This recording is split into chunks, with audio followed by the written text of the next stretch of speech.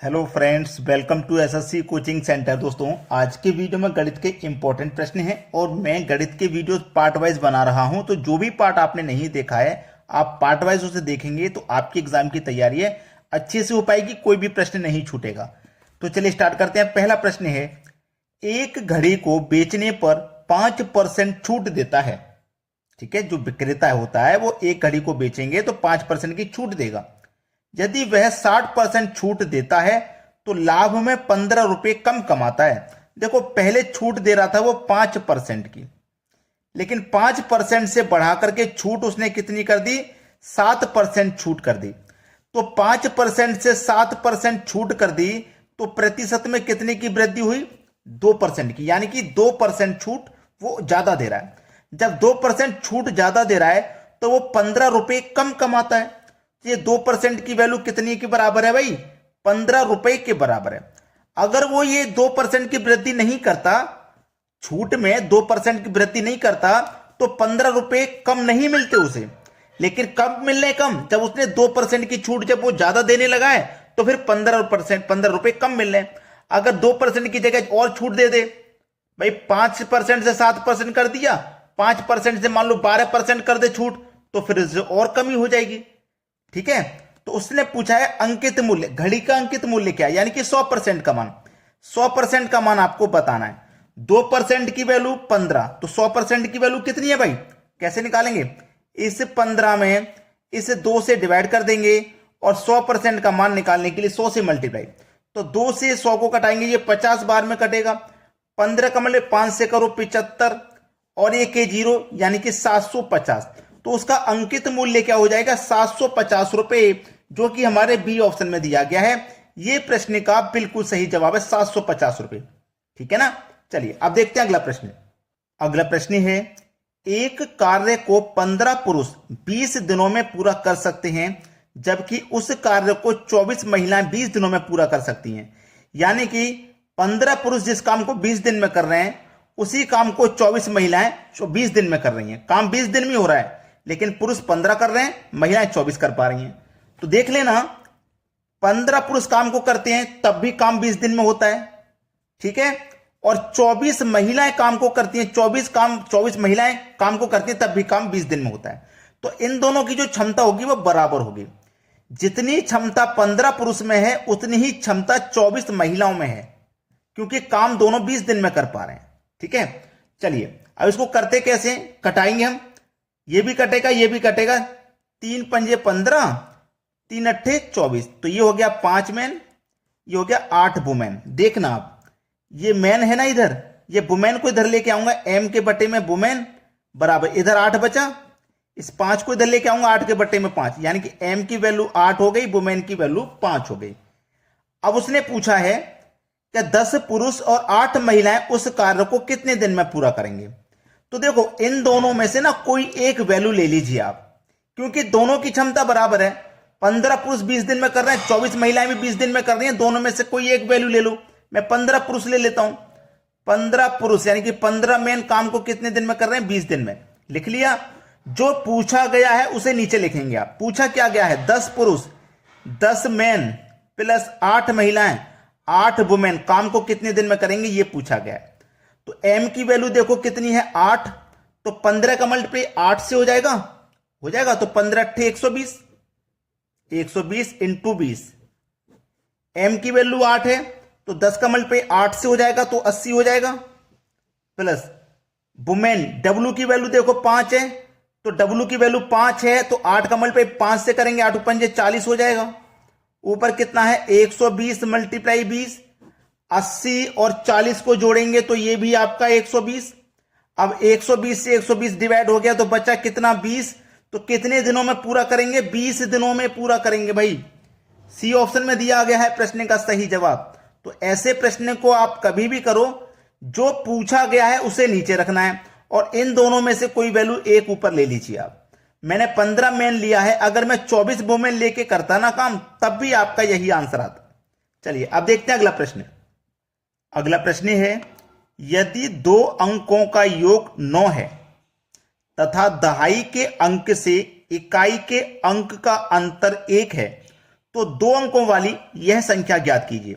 सबसे पहले बोला है कि 2 अंकों का योग 9 है, तो देखो 4 और 5 का योग 9, 6 और 3 का भी 9, 5 और 4 का 9, 7 और 2 का 9, योग तो सभी का 9 आ रहा है। दूसरा क्या बोला है, दहाई के अंक से इकाई के अंक का अंतर 1 है। अब यहां पे देख लो, दहाई के अंक से इकाई का अंतर 1, इन दोनों का अंतर 1 है, इसमें यह आंसर हो सकता है। इकाई के अंक से दहाई का अंतर 1 यहां पे नहीं है, तो इसका मतलब यह आंसर नहीं होगा। इनका अंतर भी दोनों का 1 है, तो यह भी आंसर हो सकता है। इनका अंतर 1 नहीं है, तो यह भी आंसर नहीं हो सकता। तो ये 2 ऑप्शन तो ऐसे हैं जो आंसर नहीं हो सकते। अब ये दोनों बचे, मतलब 4 बचा और 5 बचा, दोनों का योग 9 है। पहली कंडीशन सेटिस्फाई। दूसरी कंडीशन क्या है, दहाई के अंक से इकाई के अंक का अंतर 1 है। दहाई के अंक से इकाई के अंक का अंतर 1 है, तो अंतर अब जब यहां पे करोगे आप, तो प्लस के 4 में से माइनस का 5 घटाओगे तो माइनस का 1 आएगा। और जो हमारा अंतर है वो प्लस का 1 है, माइनस का 1 नहीं है, तो ये भी आंसर नहीं हो सकता। अब देखो 5 है और 4 है, दोनों का अंतर चेक करना है, अंतर करो। तो 5 में से 4 को घटाएंगे तो 1 आ जाएगा, तो यही तो सही जवाब हो जाएगा, क्योंकि हमारे पास जो अंतर था वो प्लस का 1 था, माइनस का 1 नहीं, प्लस का 1 था। तो सी ऑप्शन प्रश्न का बिल्कुल सही जवाब है। अब देखेंगे अगला प्रश्न। अगला प्रश्न है 720 रुपए को 2 पुरुषों, 5 महिलाओं और 8 बच्चों में इस प्रकार बांटा गया कि 1 पुरुष, 1 महिला और 1 बच्चे के हिस्से का अनुपात 3-2-1 है। तो बताइए प्रत्येक बच्चे को कितने रुपए प्राप्त हुए। देखिएगा, मैन, वुमेन और चाइल्ड हमको वैसे ही लिखना है जैसा दिया गया है। पहले पुरुष है, बाद में महिला, फिर बच्चे, तो पहले पुरुष फिर महिला फिर बच्चे, ठीक है। इनका अनुपात ये रहा 3:2:1 है, ठीक है।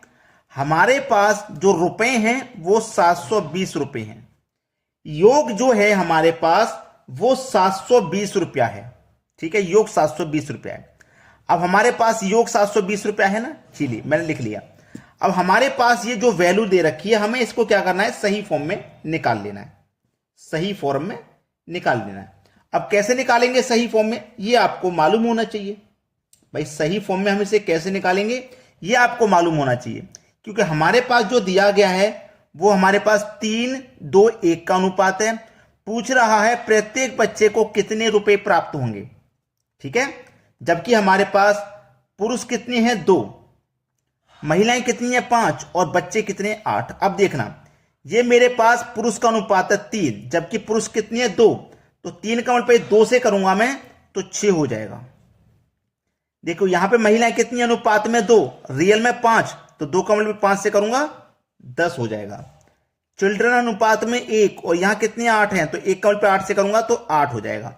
अब ये मेरे पास अनुपात हो गया सही। अब इस अनुपात में इस अनुपात के योग से डिवाइड कर दो, क्योंकि ये मेरे पास योग है, ये भी अनुपात का योग है। 10 और 8 18 और 6 24, तो इस योग में अनुपात के योग से डिवाइड करूंगा। 24 से 3 बार में 72 कटेगा और 1 0, 30 आ गया। 30 आ गया ना। पूछा क्या, प्रत्येक बच्चे को कितने रुपए मिलेंगे, प्रत्येक बच्चे को, यानी कि अनुपात बच्चे का कितना है। मेरे पास कितने बच्चे हैं, 8 बच्चे हैं, तो 30 का मल्टीप्लाई अगर मैं 8 से करता हूं ना, तो 3 8 24, 240 हो जाएगा। तो एक बच्चे को कितने मिलेंगे, 8 से डिवाइड कर दो, 8 3 24 और 1 0, एक बच्चे को 30 मिलेंगे। कितना मिलेगा एक बच्चे को, 30 मिलेगा। यही सही जवाब है आपका। अब देखेंगे अगला प्रश्न।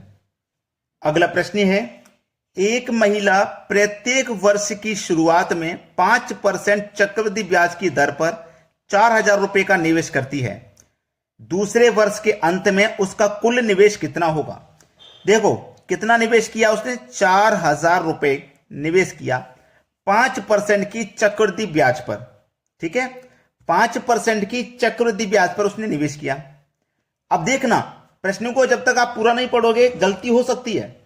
प्रश्न को पूरा नहीं पढ़ोगे तो गलती हो सकती है, क्योंकि उसने बोला है दूसरे वर्ष के अंत में, दूसरे वर्ष के अंत में कुल निवेश कितना होगा। दूसरे वर्ष के अंत में यानी कि पहला वर्ष पूरा हो जाएगा, ये दूसरा वर्ष भी पूरा हो जाएगा, अंत में पहुंचेंगे। तो ये वर्ष पूरा हो गया, दूसरा वर्ष पूरा हो जाएगा, तभी तो दूसरे वर्ष के अंत में पहुंचोगे आप, ठीक है।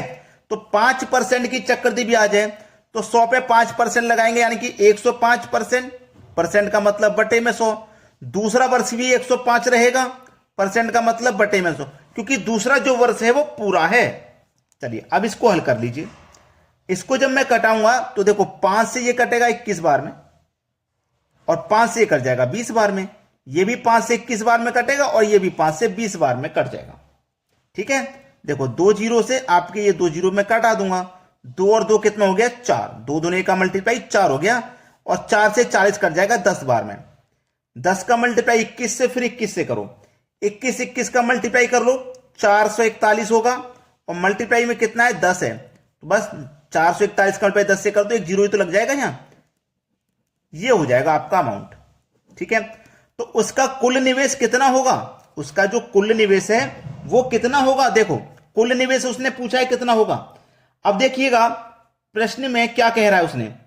ये क्या निकल के आ गया? इतना आपने सॉल्यूशन कर लिया, ये निकल के आ गया 2 वर्ष का। लेकिन दूसरे वर्ष के अंत में कुल निवेश, अब वो दूसरे वर्ष के अंत में निवेश करना है, तो हमारे पास में राशि कितनी थी? 4000 थी ना शुरुआत में, 4000। रेट वही लगाएंगे, 5% का मतलब 105%, का मतलब बटे में 100, यही लगाएंगे ना। तो चलिए अब इसको कटा लो। 5 से कट जाएगा 21 बार में, 5 से कट जाएगा 20 बार में।